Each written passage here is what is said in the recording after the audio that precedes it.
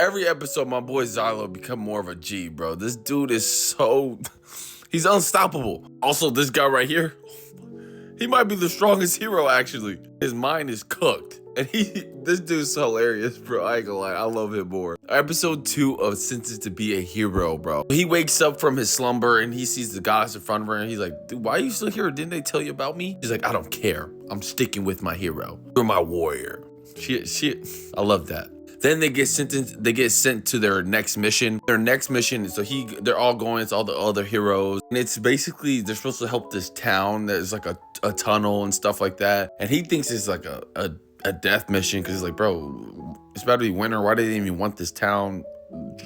Pointless. So they go there, they start digging the hole, but then what's her name? His goddess wanted to use her power just to make it easier. He's like, no. Obviously, he didn't want to use it so she doesn't overuse her powers. They're supposed to make a base for the Holy Knight so they could fight and whatever. So they do their job, whatever. This guy makes contraption. He could actually do these seals that he makes. He does himself, and he's just like more talented than anyone really. But the reason why he's a hero is because he basically did like a rebellion because he thought he got cooed and he's supposed to be the king, and they call him a terrorist, whatever. They didn't want to talk about what he was. He was actually one of the first heroes before a lot of other people, and he just got reincarnated a lot, so his mind is gone, but dude is OP.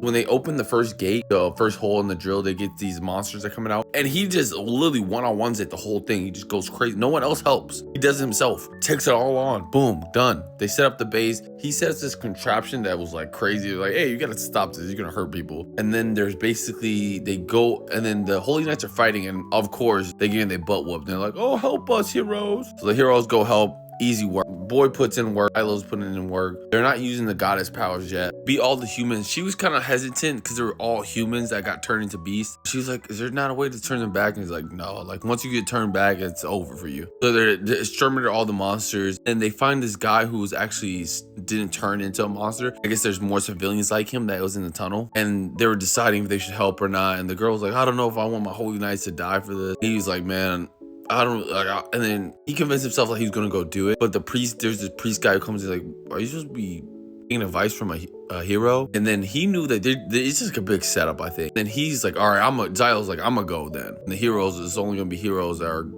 in the casualties. But he says that the goddess has to stay back because he don't want her to pass away too if they get buried alive. And he's pissed because he knows like, man, something's up with this mission, but I don't care, bro. I'm gonna still do it because I'm a G. He's about to basically fight the demon lord by himself.